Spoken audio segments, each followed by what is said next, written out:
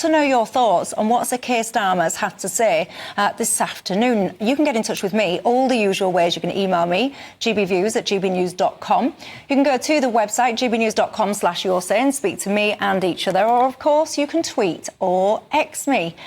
X me, that sounds really odd when I say that, but you know what I mean, Twitter or whatever it is that you call it these days. Let's start, though, by crossing live to our reporter, Charlie Peters. Charlie, good evening to you. Can you just bring us up to speed with some of the goings-on of the day today, please? Good evening, Michelle. Well, earlier today, Axel Rudakabana attended two courts here at Liverpool. First, the youth court in the magistrates, where the charges were laid before him. 3 charges of murder, 10 of attempted murder, and another for possession of a bladed article in public. The clerk said it was a curved kitchen knife. He was then moved up to the Crown Court for further hearings, but in both courts he was silent. When asked to confirm his name, he did not do so. And when the judge, Mr. Justice Menery, asked his barrister if he could confirm his name, he also was unable to do it on his behalf. He sat in the dock with a grey tracksuit covering his face. Throughout both hearings, he barely moved, occasionally raising his eye above the hem of his tracksuit to gaze around the courtroom before quickly dipping back under his jumper. Now, the anonymity order was raised alongside those charges being laid down, which meant that 17-year-old Axel could be reported on publicly as the suspect and the man charged with those 3 different counts. Now, in explaining why he had lifted the anonymity order, Mr. Justice Menery said that he had to deal with competing legal perspectives. The youth justice team and the prosecution said that they wanted to keep his identity anonymous for both the defendant's welfare and the welfare of his family. But Mr. Justice Menery said, in response to protestations from the press in the court, that actually there was a more significant competing public interest here in this case. So serious are the alleged offences.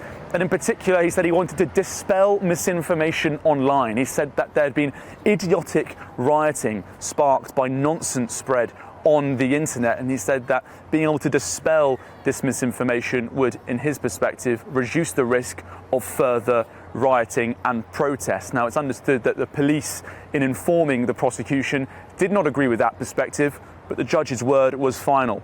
Axel Rudakabana will next see court on the 25th of October for a plea hearing here at Liverpool Crown Court. Until then, he's been remanded into custody, in youth custody, in a secure unit. Charlie Peters, interesting stuff. Thank you very much for that. I just want to make clear to everybody at home, because I know that many of you at home will be getting in touch with me or having conversations on your own sofas and saying, you know, why isn't this being raised? Why isn't that being raised? I just want to make it clear that my personal priority, the priority of many of you at home as well, is making sure that the person that Charlie Peters has just been referring to there stands trial. The worst thing that could happen for the parents of those children and the adults as well that have been affected by this is that somehow there is a contempt of court issue and this thing doesn't end up proceeding in the way that it actually should. That would be my worst nightmare. I really don't want anything like that to happen. Notwithstanding that, what Charlie has just been saying there, Kelvin, particularly about this decision to name this individual, what's your thoughts on that? Well, I'm glad he's been named, to be absolutely honest. Anonymity hasn't done this case any good up to now, and I think those that know where his family live know where his family live, and so there's no question of identifying the parents any more than they will be identified anyway in the area. But are we going to deal with actually what Starmer said? We most certainly are. Don't you worry about that. Okay, fine. Well, that's what I'd like to get into. That will be taking up the bulk of this programme.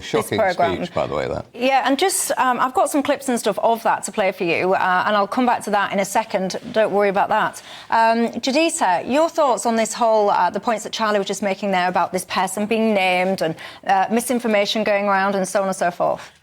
It's a unique act have been taken because when you think about the whole concept of when someone is under the age of 18, keeping them anonymous, the idea is behind the 1933 Children and Young People's Act, which the thinking is, if someone is young, you make mistakes. And hopefully with wisdom and age that comes later, you can turn on a new slate and do better. That way, if you keep the identity private, they get that clean slate and that opportunity for rehabilitation. But that's around having a shorter sentence. So the judge is now in a case where there's misinformation, there's public unrest. He's going to be 18 next week. If you legally can name him next week, just name him now. So with those kinds of stimuli, it's understandable he could make this decision, but it is unprecedented because you set a dangerous precedent for the future that if people get angry enough, you throw an underage person to the wolves and also the family. Because think of someone like Sue Klebold, who's the mother of one of the killers in Columbine. Yeah. She's spoken extensively about what life is like where I didn't know. I couldn't identify it. Sometimes you have a child who just goes left. Okay. She's been in danger since it happened. Why don't we look at the other aspect of this? Yeah. Quite interesting. I am massively in favour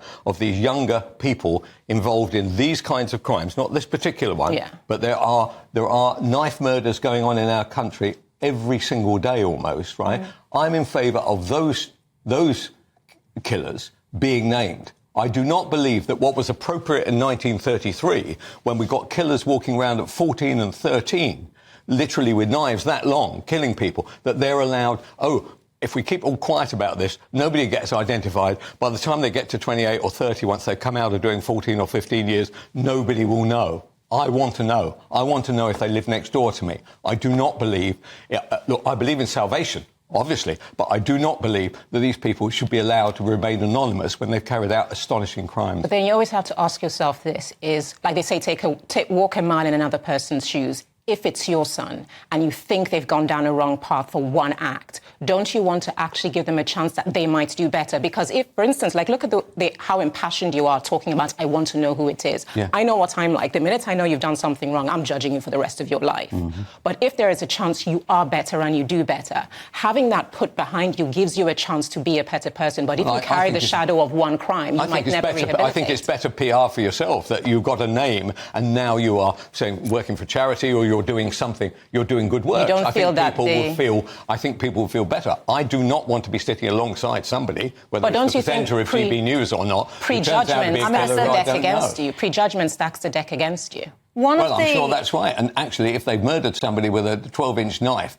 literally for a drug deal that's gone wrong or something, I think you're going to have this question mark against you, and you should have. The anonymity question, one of the worst things that's ever happened in society, and it'll be at the forefront of many people's minds when it comes to anonymity and children and all the rest of it, will be the James Bulger murders. Do you remember those? Mm-hmm. And there was lots of conversations about whether or not those killers should have been named and all the rest of it. Of course, they were obviously named. They then went on to get new identities. One of them, he's had multiple new identities, actually.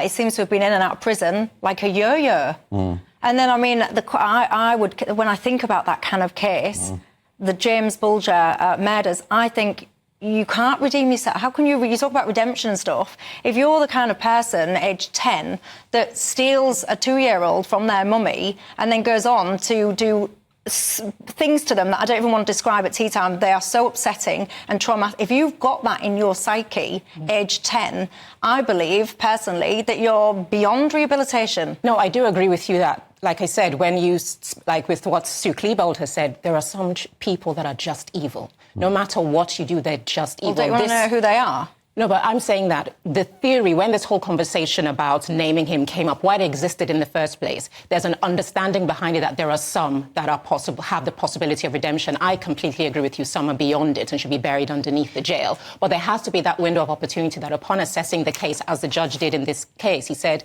yes, he can be named. And I agree with that. But there should always be that due process. So you have a catchment area where that person who can be rehabilitated has the option of anonymity. But if we all agree then that there are some people, and I'm thinking about the James Bulger killers in this instance, I don't believe that you are, to me, if you can do that to a little boy age 2, there's something, your wiring is not right, and there's no amount of textbooks you can read or meditation you can do or courses that you can attend that will get that out of your system.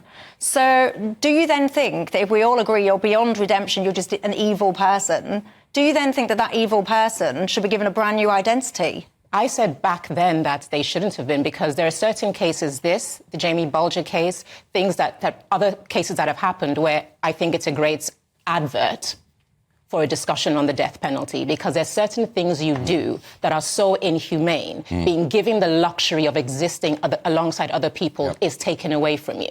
So I do believe that, for me, that should exist for very elite cases like Jamie Bulger, like this case, and like others, where you've gone beyond the realm of humanity. Yeah, obviously, I'm not going to get into this particular case, but I really completely agree with what you're saying, like these James Bulger killers. But no one would ever have a conversation. Did you know what the funny thing about that? Everybody agrees here. Right, I've always been in favour of the death penalty. But no one would have a conversation. Right. Keir Starmer would never put it to a referendum in this country. He will know. You know why? Well, you know why? Because the answer will be that the death penalty will come in.